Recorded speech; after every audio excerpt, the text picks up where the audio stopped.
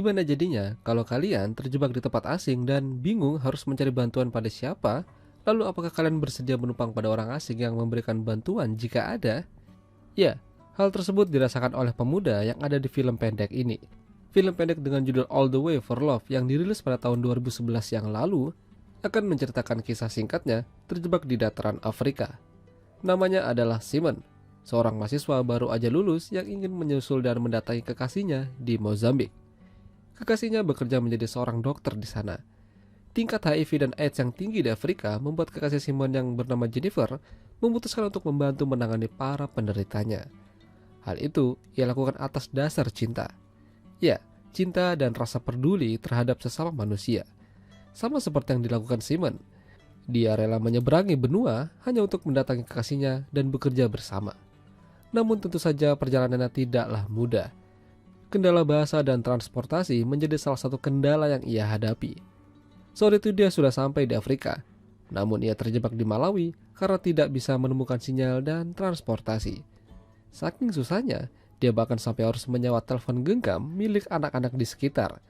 Dia mencoba menelpon Jennifer, namun sambungannya putus-putus. Lalu tak lama sebuah mobil datang dari kejauhan. Simon mencoba menumpang pada mobil tersebut. Awalnya dicuekin, namun mobil itu berhenti dan mendekati Simon. Seorang mama guri berbicara padanya sambil menanyakan tujuan Simon. Dengan sambutan yang baik, Simon dipersilakan ikut mereka. Karena kebetulan arah mereka sama dengannya. Mereka ini adalah pasangan suami istri yang suka berkelana kemanapun. Kali itu, kebetulan mereka ke Afrika. Beruntung bagi Simon, karena jika ia berjalan kaki untuk sampai ke kota terdekat, membutuhkan waktu 2 hari. Apalagi, malam akan tiba sebentar lagi. Mereka adalah Kate dan Casper. Ya, meskipun Kate sudah menunjukkan sikap ramahnya, namun Casper tampaknya berbeda. Terlihat keras dan pemarah. Kali itu dia menawarkan obat kuat pada Simon yang katanya terbuat dari saripati kerbau Afrika. Bisa tahan sampai semingguan lah. Namun Kate menyangkal hal tersebut. Itu hanyalah sebuah iklan belaka. Seakan-akan hubungan Kate dan Casper terlihat tidak baik. Namun, Simon tidak ambil pusing memikirkan hal tersebut. Itu bukanlah urusannya. Karena hari itu sudah menjelang malam, akhirnya mereka memutuskan untuk menginap semalam di sebuah kawasan yang memang diperuntukkan untuk beristirahat. Awalnya, Simon hanya ingin melanjutkan perjalanan, namun Kate memintanya untuk beristirahat sebentar. Takut kalau Simon bisa menjadi santapan hewan buas. Di sana, Casper bertanya apa tujuan Simon datang ke Afrika. Dia jauh-jauh dari Irlandia hanya ingin menyusul kekasihnya. Ya, sebuah cinta yang luar biasa. Rela berkorban demi apapun itu. Tentu saja Kate merasa iri dengan Simon. Ya, meskipun dia memiliki Casper, namun mereka tidak bahagia. Bahkan malam itu aja, mereka hampir berdebat.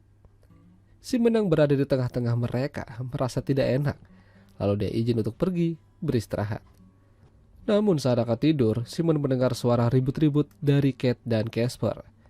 Casper kecewa pada Kate. Mengapa dia harus menceritakan hal-hal yang tidak penting di depan orang asing?